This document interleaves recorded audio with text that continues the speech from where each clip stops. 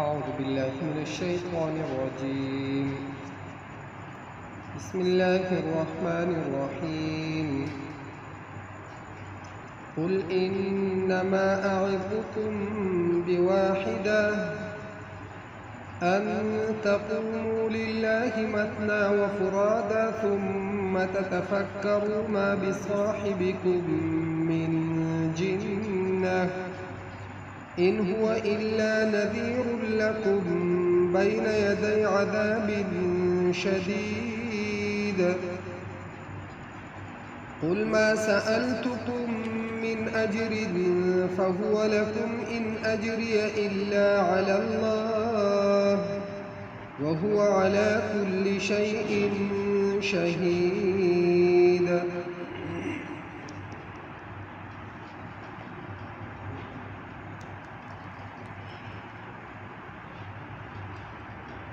پیغمبر علیہ الصلوۃ والسلام چې کله د الله پاک کلام دا خلقو ته بیانو او دا خبره وته وکړه چې زه د الله پاک پیغمبر یم، الله پاک را لېږلی. نو مشرکین مکه دا په سخت مخالفت کې راغلل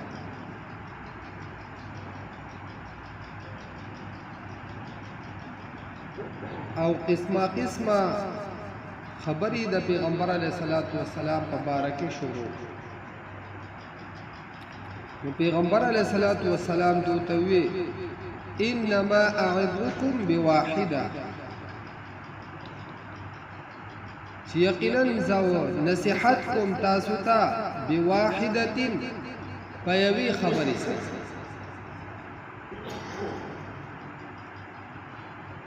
چې تاسو د یو الله پاک وحدانیت یو خبره د خدای پاک سره شریکان دا موجود.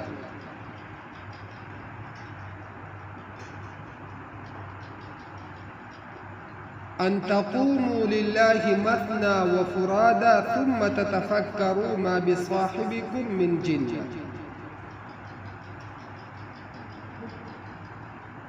اولنۍ خبره خدا ده چې تاسو زما په باره کې کم خیال کوي. نعوذ بالله چې دوی پیغمبر علیه الصلاۃ والسلام ته نسبت دلی ونی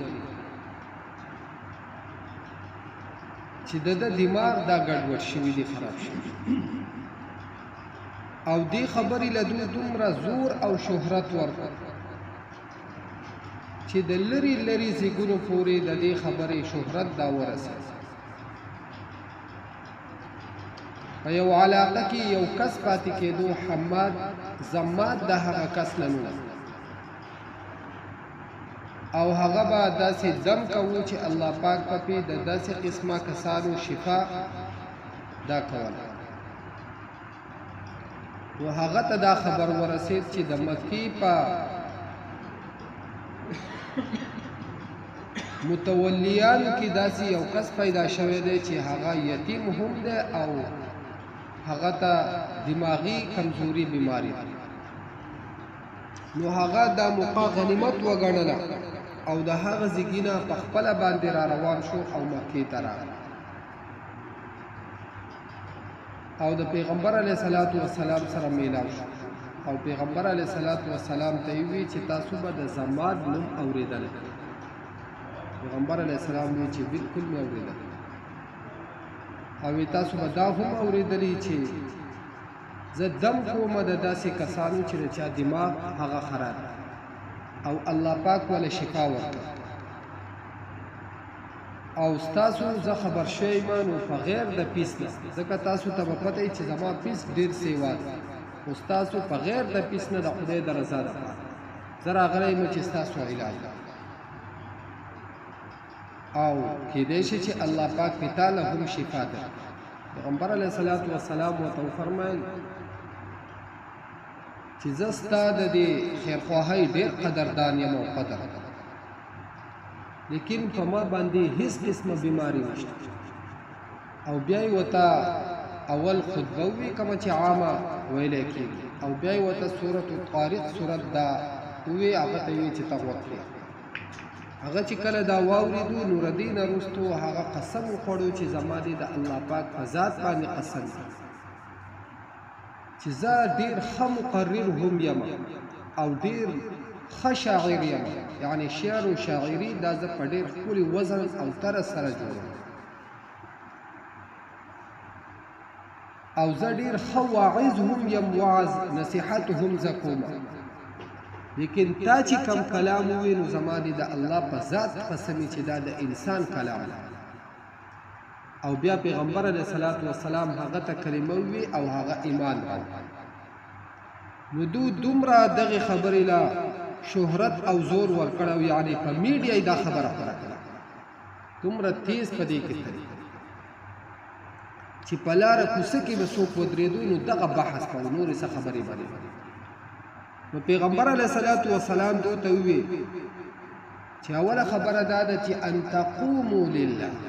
تاسو چې زما په باره کې کوم خیالات کوئ نو ګوره دا خبره به د ذهن نه وباسئ، ځکه کله چې تا د یو کس په باره کې دا خیالي چې دا لیونی دی، د لیوني په خبرې څوک سوچ او فکر کوي.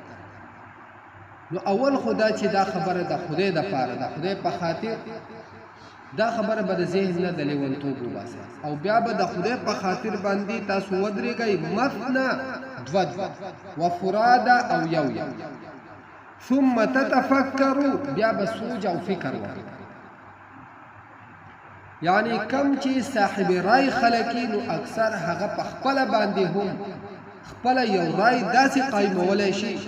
چې په هغې فیصله دی کولی شي، او که داسې نه شي نو چې کله بیا دا کسان راجمع شي او دو خپله رای دو پیش کړي نو د هغې نه دو بیا یو داسې رای اخذ کولی شي او نتیجه راویستی شي چې هغه دو حقې لارې ته ورسوي، حق طرف ته یې ورسوي. نو پیغمبر علیه الصلاة والسلام ورته ویل چې د خدای په خاطر باندې تاسو ودرېږئ، یعنې راجمع شئ، دوه کسان ودرېږئ، د یو بل سره په دې خبره کې بحث وکړئ او مشوره وکړئ، وفراده او یوازې شیطانه، او په دې خبره باندې سوچ او فکر وکړئ چې دا کومه خبره دا سړی کوي د الله د وحدانیت، نو آیا چې په دې کې څه شک کیدی شي؟ بل دا ما بصاحبکم من جنه، دا خبره د خیال نه وباسئ، د کم چې تاسو د لیونتوب کم خیال کوئ او په دې خبره سوچ او فکر وکئ نو تاسو به حق ته ورسئ، ځکه ستاسو په خیرخوا باندې هیڅ قسمه لیونتوب نشته، بلکې ان هو الا نذیر لکم بین یدی عذاب شدید،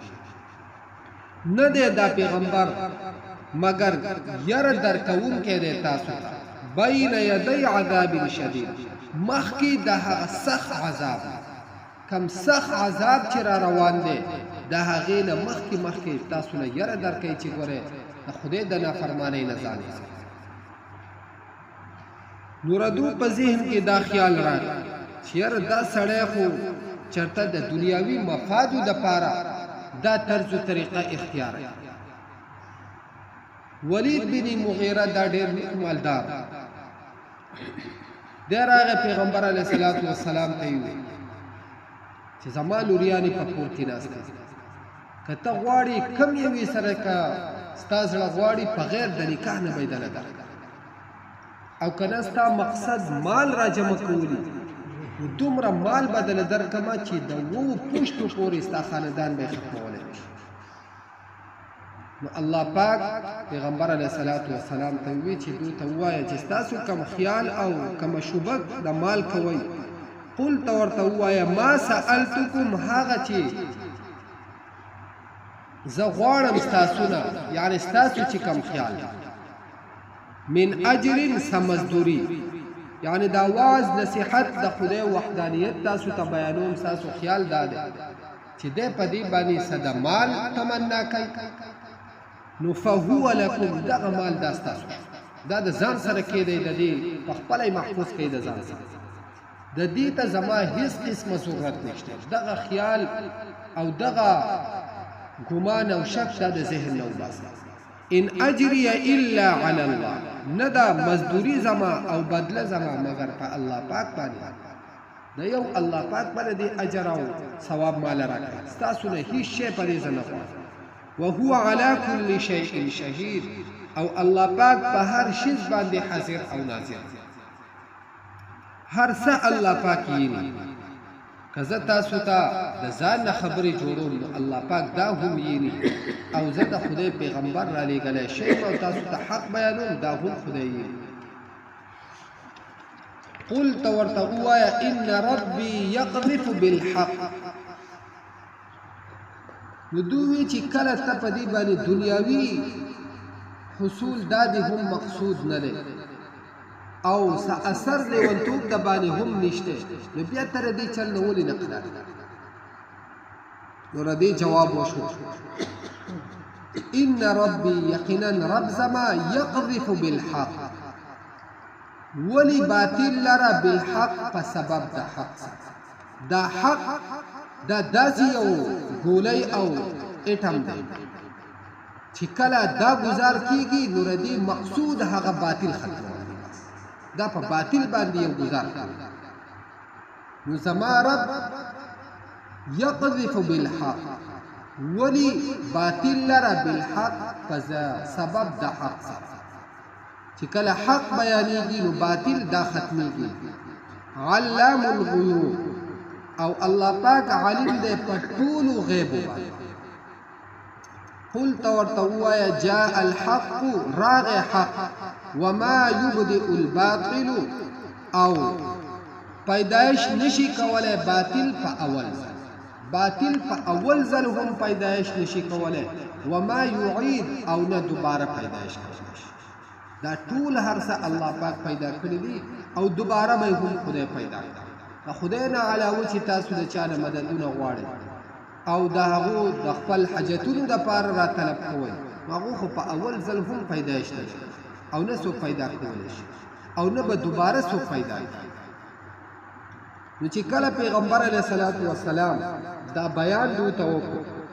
نو دوی وی چې یاره نعوذ بالله دی زمونږ د دې خدایانو مخالفت کوي د دې د وجې نه دا سړی ګمراه شوی دی ځکه داسې خبرې کوي چې دی د دین نه اوغوښتی دی ګمراه دی ځکه نو الله پاک پیغمبر علیه الصلاة والسلام ته وی چې دوی ته ووایه قل ته ورته ووایه ان ضللت که زه بېلارې ما فانما اضل على نفسي نو یقینا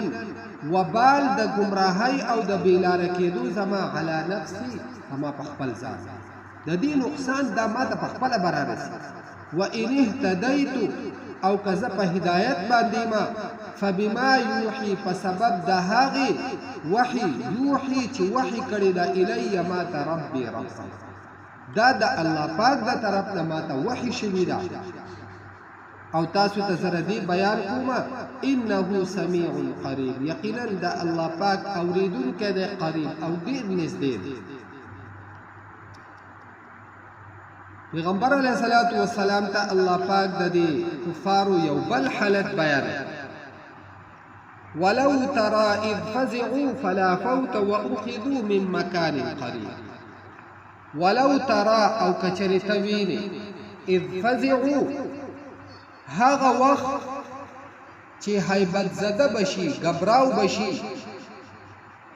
فلا فوت نو نه به اخلاصه واخذوا او وبني ويشدوا من مكان قريب دا غنزدي زګره وقالوا دوبوای آمنا به مونږه ایمان راوړې ده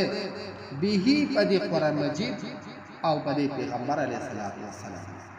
یعنی په قیامت کې به دو بیا دا आवाज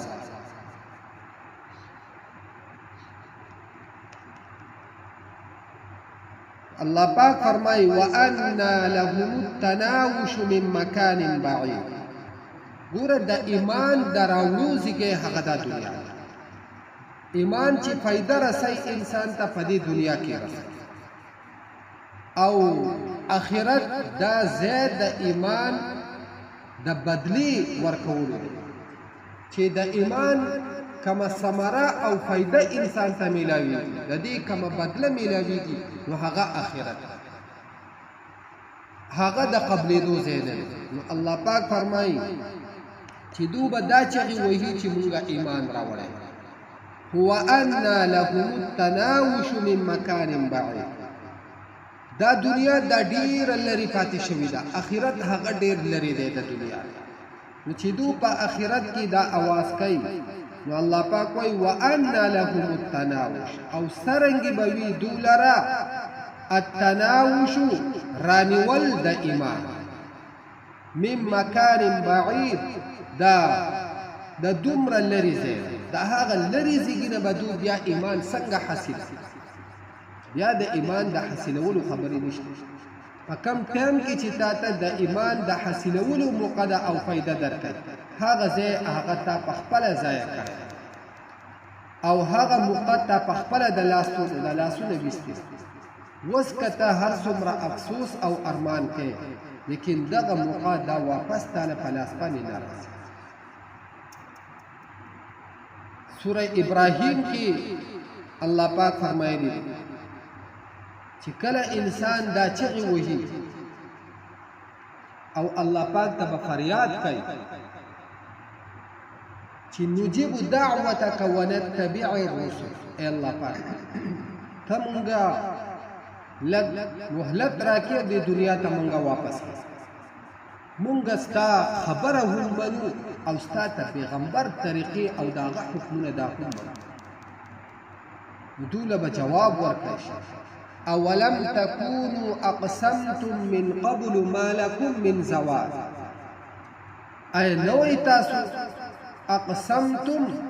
چې تاسو به قسمونه خوړو من قبل مخکې د دې نه ما لکم من زوال چې مونږ لره هېڅ منع کېدل نشته، خو بس زمونږه بادشاهي ده او زمونږه هر څه زمونږ په مالونو او زمونږ په اختیاراتو او زمونږ په جیدادونو کې د چا اختیار به چلېږي، خو بس زمونږه اختیار دی، بس چې مونږ څه غواړو دا به کوو. نو الله پاک به ورته وفرمایي چې تاسو دا قسمونه نه خوړو. او بله دا وسکنتم فی مساکن الذین ظلموا انفسهم وتبین لكم الحق، او تاسو اوسېدلی وئ فی مساکن الذین په کورونو او په آبادو په علاقو په وطنونو د هغه خلقو کې ظلمو چې هغو ظلم او تاسو ته د هغو هغه ټول حالات او احوال هغه ښکاره شي، تاسو د هغې نه عبرت ولې نه اخلئ؟ په هغه وخت کې خو تاسو بدماشي کوله، تاسو زما رد هغه چلند. نو الله پاک فرمایي وقد کفروا به من قبل، او حال دا دی چې دوی انکار کړی وو د دې ایمان د راوړو نه من قبل مخکې د دې نه مخکې دوی انکار کو د ایمان، دا پکې چا راوستی دی او دا چل پکې چا راوستی دی او دا خبرې پکې چا راوستی دی، دا غیر مسلمو پرېږدوه د مسلمانانو دا حالت جوړ شي. دا د پلانکي مولا د ځان نه یو کار جوړ کړی دی، بل وایي د پلانکي مولا د ځان نه جوړ کړی. الله پاک فرمایي وقد کفروا به من قبل، یقینا او حال دا دی چې دوی انکار کړی و د دې نه مخکې. نن هر سړی د الله پاک د کلام صریح احکامات د هغې نه انکار کوي، او سره د دې نه چې د دې دعوه هم منګه کوو چې یاره موږ ښه سوچه مسلمانان، که د زکات حکم دی په هغې کې زموږ نافرماني ده، که د رشته دارۍ د پالنې حکم دی په هغې کې زموږ نافرماني ده، که د یو بل د حق حکم دی په هغې کې زموږ نافرماني ده، که په مال کې د ملاوټ نه د بچ کېدو حکم دی په هغې کې زموږ نافرماني ده، که د میراث حکم دی په هغې کې زمونږه نافرماني ده، که د یو بل سره د لین دین حکم دی په هغې کې زمونږ نافرماني ده، که د یو بل سره په معاملاتو کې د صحیحوالي حکم دی په هغې کې زمونږه نافرماني ده، حتی چې په اخلاقیاتو کې هم زمونږه نافرماني ده، او د معاشرې سره د اوسېدو په لحاظ باندې په هغې کې هم زمونږه ټوله نافرماني ده. بس خو چې کم شی زمونږ زړه غواړي هغه دین دی، او چې کم زمونږ زړه نه غواړي نو بس هغه د دین حصه نه ده، اسانه دغه خبره ده. نو الله پاک فرمایي وقد کفروا به من قبل، او حال دا دی چې دو انکار کړی و د دې نه مخکې ويقذفون بالغیب او وشتلی بدو د غیب خبرې یعنی اټکل خبرې من مکان بعید د هغه لرې ځای حقیقت خدا دی چې یو سړی د یو شیز مخالفت کوي نو دی دغه شیز ته په خپله دننه ورسي د دغه شیز مغز ته دی ورسي او دی په دغه شیز باندې ځان پوهه کړي چې آیا په دې شیز کې حقیقت هغه څومره دی او په دې کې غیر حقیقت هغه څومره دی بیا په مخالفت باندې راځي نو دې سړي ته د یو عقل نسبت کی او چې دا طریقه د یهودو د مخکې نه تېره شوې چې کله د پیغمبر علیه الصلاة والسلام ملګري هغه ورو په زیاتېدو شو او ایمان راوړل دا شروع شو نو یهودو یو طریقه جوړه کړه سازش یې جوړ وقالت طائفة من أهل الكتاب آمنوا بالذي أنزل على الذين آمنوا وجه النهار واكفروا آخره لعلهم يرجعون نو دو داسې طرز و طریقه اختیار کړه د خلقو د ایمان نه د اوریدو دپاره او د باندو د غرونو خلقو به ایمان راوړي چې هغه خو زمونږ په پښتو کې یعنې انپړ خلک هغه په دې ډېرو خبرو نه پوهېږي نو دو داسې یو چال جوړ خپل کسانو ته یې الله پاک د هغو هغه نقل او هغه حالت بیانوي وقالت طائفة او اوی یوې ډلې من اهل الكتاب د اهل کتاب آمنوا بالذي چې ایمان راوړی په هغه کتاب انزل على الذين آمنوا چې نازل کړی شوی دی په هغه کسانو چې ایمان راوړی یعنی په دې قرآن مجید باندې ایمان راوړی خو کله وجه النهار د ورځې په اوله حصه وکفروا آخره او بیا د دې ورځې په اخره حصه کې انکار وکړي دا د څه دپاره د دې دپاره لعلهم یرجعون د دې دپاره چې دو د ایمان نه راوګرځي او څنګه به راګرځي چې تاسو ایمان راوړئ او دننه شئ دې ټولګي ته نو دا ټول خلک چې کم انپړ خلک دی او دومره واقف د څه نه دي خو بس په پیغمبر علیه السلام باندې ایمان راوړی دی نو مسلم دی په ډېرو حالاتو او خبرو باندې پوهه نه دي نو دو به وایي چې یاره دا دین دا حق دین دی ځکه ګوره دا اهل کتاب دو خو پوه دي که نه دو خو د تورات عالمان او د تورات پوهه خلک دي نو دو چې ایمان راوړي نو دا معلومیږي چې یاره دا دین دا حق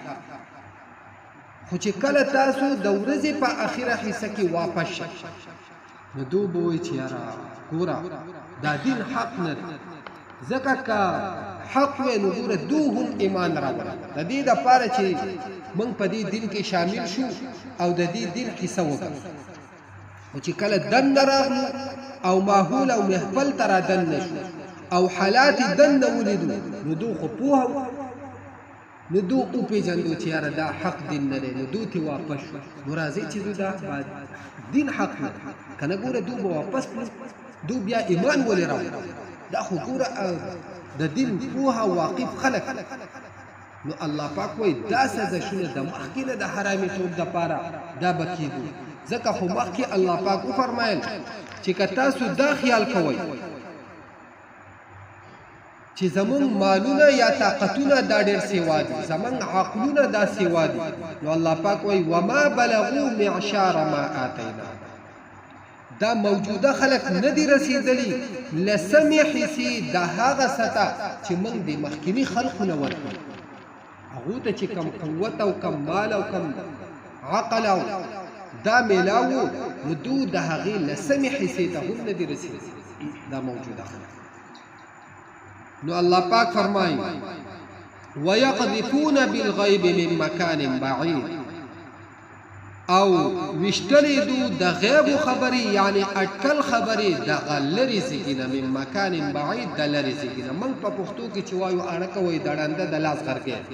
که په یو شیز پوهیږي او کنو خو صرف لا کوه یا او دا د هوښیارانو متل دی وایي چې په یو ځای کې ناستي که نه پوهېږي چې خلک نا کوي ته نا چې خلک او کوي ته او کوه بس خلک به وایي دا هم ډېر هوښیار نو دا د اټکلو خبرې دوی به په هغې باندې عمل کو او د ځان نه به یې خبرې جوړولې الله پاک وایي وحیل بینهم او پرده به راشي په مین د دوی کې وبین ما یشتهون او په مین د هغه ایمان کې یشتهون چې دوی غواړي یعنی په قیامت کې دوی بیا د ایمان دپاره چغې وهي کما فعل باشیاعهم لکه چې کار وکړی شو د دوی د ملګرو سره من قبل مخکې بس هغه هم بیا هلاک شو هغو ته د دغې ایمانونو بیا هیڅ فایده ورنه الله پاک وایي انهم یقینا کانو دوی فی شک په شک کې مریب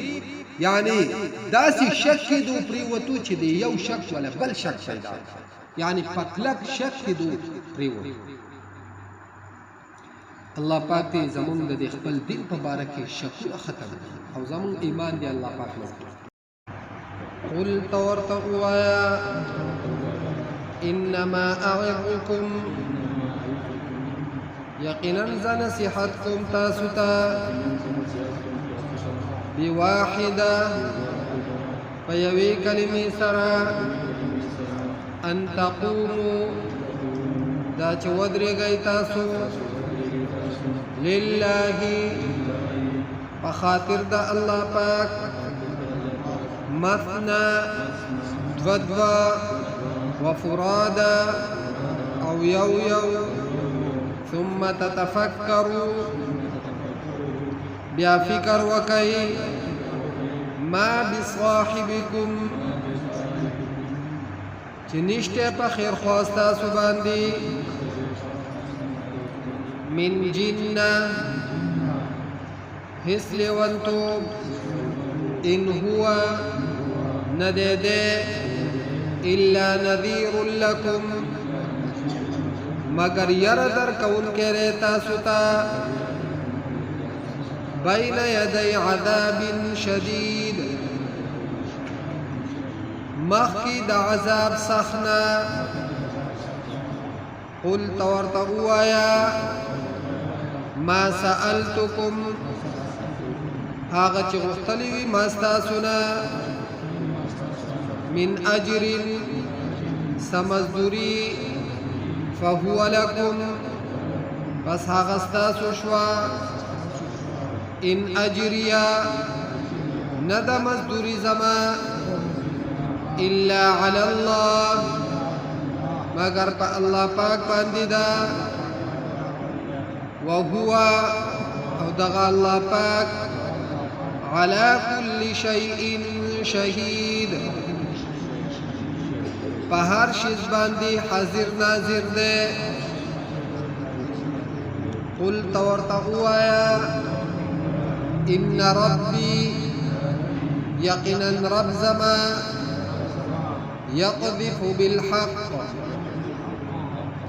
ولباطل لرا بسبب د حق علام الغیوب عالم دے پټول غیب باندې قل تورته وایا جاء الحق راغ حق وما يبدئ الباطل او پیدائش نشي کوله باطل په اول ځل وما يعيد او نه دوباره پیدائش کولای شي قل تورته وایا ان ضللت كذبيلاريم فانما پس یقینا اضل على نفسي وبال د گمراهی زما پزان دے وان اهتديت او کذا په هدایت باندې ما فبما فسبب د هغه وحي يوحي الیا چې وحي کړی د ماتا ربي رب زما انه سميع قريب یقینا هغه اوریدونکي او نږدې دی ولو ترى او کچری توینی اذ فزعوا هاغه وخت چې غبراو بشي فلا فوت نبوي خلاصه واخذوا او وبني وشي من مكان قريب دنزدي زينا وقالوا او دوبواي ان آمنا به ایمان راوړی دی مونږه په دې باندې وأنا لهم التناوش او سرن بوي دولرا حاصل ولد ایمان من مكان بعيد د دومره لري زینا وقد كفروا به او حال دار چې دو انکار کړو د دې ایمان نه من قبل مخکې د دینا ويقذفون بالغيب او يشتلدوا د غیب خبري يعني اٹکل خبر من مكان بعيد د زیلرنا وحيل بينهم او پرده براشي پمند دو کی وبينما او پمند هغه ایمان کی یشتهون چې دوی غواړي کما فعل لکه څنګه چې کار وکړې شو باشیاعهم د دوی د ملګرو سره من قبل مخکې د دینا انهم یقینا دو كانوا ودو في شك فشك مريب چې ډېر سخت شک دی یعنی داسې شک چې یو شک بل شک پیدا